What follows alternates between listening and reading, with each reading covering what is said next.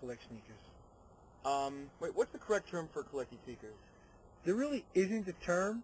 They call them sneaker freakers, sneaker heads, kicks collector, avid sneaker. I just call myself an avid sneaker collector.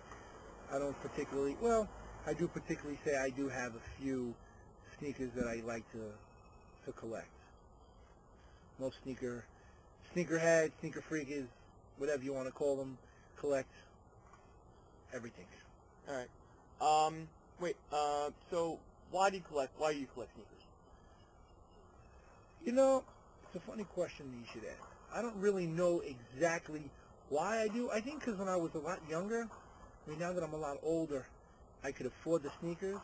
When I was younger, growing up, I could never really afford them. I always had to settle for, like, I wanted Jordans, but I always had to settle for the flights. It wasn't for my mom and my dad didn't want to buy them for me.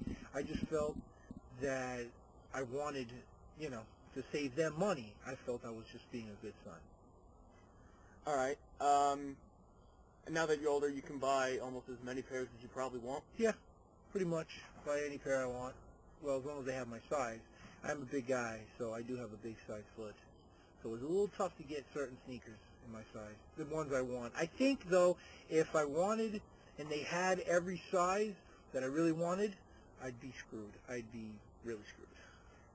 All right, what size are you? I am a size 14. Do they make size 14s for, like, a lot of sneakers? They make size 14 and up, believe it or not, for a lot of the Jordans, a lot of the Nikes. Those are pretty much my big collecting sneakers. Jordans and Nikes, whether or not they be Air Max, Dunks, Sandals, Air Force Ones. All right. Wait, how many pairs do you own? Altogether, I'd say about 250 in 2 different locations. All right, where's the other location? The other location's in Florida, my other home. All right. Wait, what's like the most valuable pair you own? Like rarest or valuable? I have a sneaker that when they came out, I think, me personally, I mean, what they're going for on eBay or one of the other websites, they're going for about $500-600. They are a rare pair of Air Jordan Retro 11s. Oh wait, how much did you buy them for? How much? I paid for them. I bought them in a double pack. I think I got the package on sale with a little bargaining from a local store. I believe it was about $300, $350. Now the one pair goes for on eBay about close to $5. But I'm sure if I really wanted to sell it, I could probably get about $350 for it. All right. Do you like actively trade sneakers and so forth, or do you just like buy a lot of pairs and just like wearing them at special occasions? I don't really trade sneakers with anybody because there's not too many people that have the same size. I do have friends who wear 13s, and I got one friend who wears 15. So what I'll do is I'll go out to the store and if I see something in his size of 13 or my other friend's size in a 15, I'll get it, and then if he picks up a pair of sneakers, we'll swap it out. We'll trade it.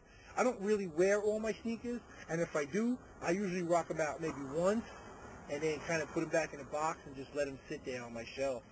I don't know why, though. I really don't know why. I just feel like I want to bring them out when they actually are not that popular, not that famous. Where, like, for example, you'll go around now and you'll probably see a lot of people wearing 12s, retro 12s, and some of the 6s, the new colors they have out. So what I'll do is I bought a pair of the 6s. I'm going to put them on, I guess they say in sneaker terms, put them on ice. I'm actually going to put them, I wore them maybe once or twice, and I'm going to I put them back in the box, and I put them back on my shelf. So I'll probably take them out again to wear them maybe 2-3 years from now, hopefully, you know. Maybe once, twice between there if I have a nice outfit that matches or it just calls for it. Sometimes you just get in the mood, you just throw on a certain pair of sneakers, and that's what I do. All right. Like, how difficult is it in terms of maintenance? Like, a lot can happen to sneakers that can really destroy them. You know, grass stains, you step in something kind of nasty, and you do have a dog, so, like, how do you keep, like, your dog from, like, ripping up the sneakers or something? It's really tough to keep them. You know, when I first got my pet, I actually kind of trained her. She actually did chew off a pair of my 8s. I had a pair of Air Jordan Retro 8s, black and silver and gray at the time. That was a couple of years back, and she chewed up they come with the front strap. Usually I don't really strap them. I leave the straps just hanging. And I left them on the couch, next to the couch, and I just got her. It was a couple years back when I bought my house. And she wound up chewing them. She wound up chewing the straps and getting a little chew marks on it. But that's okay. They're still fresh, and I still wear them. But I kind of, gave her a little yelling no, as I would if she had gone to the bathroom, in a place that she shouldn't have, or, did anything that she wouldn't. I kind of punished her, put her, outside and told her no, and, and she's been pretty good. But as far as when you go out, I mean, you go out to clubs, and I like to rock my, my hottest sneakers, so it's tough because you got people stepping all over them. So I got the little kit in the trunk, you know what I mean? I break out the little kit, I got the little brush, I got the little protective spray. Every time I visit the mall, whatever sneakers I'm wearing, I always make sure I stop in the store to get a little free spray. So I spray the sneakers with protective cleaner, and with cleaner. Protective spray and the cleaner. Mm-hmm. So. Let's see. Where do you go to get your sneakers?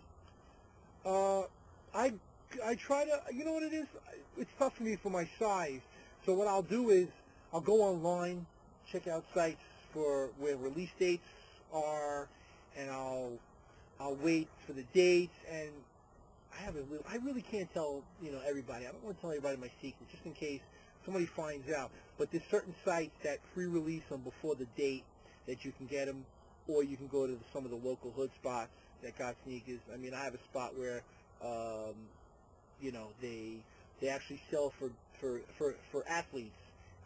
The guy doesn't get them as much anymore because the athletes aren't around now, but he still got some leftovers, and he wants to get rid of them. And they're really nice sneakers, and people don't buy them because of the rarity of colors. Now, when I rock my sneakers, my colors usually match. Everything I have matches. And let's say if I'm wearing a bright color and like a less light color with like a little logo or something, I'll purposely wear the sneaker to match the little logo as opposed to the big stuff. The big design on the whole sneaker. But you go online, you catch. Sometimes I'll get lucky at the mall. There's a lot of they call them sneaker boutiques, and you can get some sizes. And I usually go in there and I say, listen, just bring out what you have in a size 14. I'm not really picky, I'll always find something I like. Sometimes it looks good on the shelf, and then you put it on your foot, and it's like, it doesn't look right. And then sometimes it doesn't look good on the shelf, so then you put it on your shoes, on your feet, and it looks really hot. So that's how usually I do it. How do you spot fakes? Because in almost any collecting hobby or something like that, you're gonna have people that we call them bobos. They're called bobos. When you find a pair of Jordans for $89, $69, anything less than $150, and sometimes they are $150, they're usually fakes. For one time, I actually had tried to buy a pair of fakes to see, and you could actually tell the flimsiness when you put them on. I had a buddy of mine bought a pair of 8s, a pair of white 8s with the straps. He wears them to play ball. The first time he was wearing them, they actually split open, and his foot is coming out of the side. And I said to him, man, return those. But they're as good as garbage because usually they're made like in another country, and they're flimsy. They're put together really flimsy. And then there's some fakes out there that are really good, but they don't sell them for a lot because it's a big risk getting in trouble. People aren't going to go crazy for about up to $100, but over $100, you're spending more money. You can really, call Nike and have a lot of problems with them, get them, in trouble, and it's not even worth it. But they're out there. There are fakes out there. All right. What would you say is probably your favorite pair that you own, or the best pair you own in a way? Okay.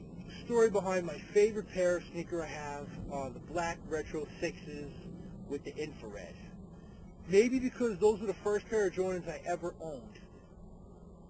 Now, I actually have them, and those are the sneakers that I want to bring back in like 4 or 5 years from now. Now they have other colors they re-release, but unfortunately they're not the exact same color, but it's the whole look with the special tongue, with the back, with the material. It's just, they really have a sentimental feeling that I have when I wear them, and they just, I couldn't wait for them to come out. I actually pre-ordered them before they came out. I actually found a spot that had them, and I got them before they came out.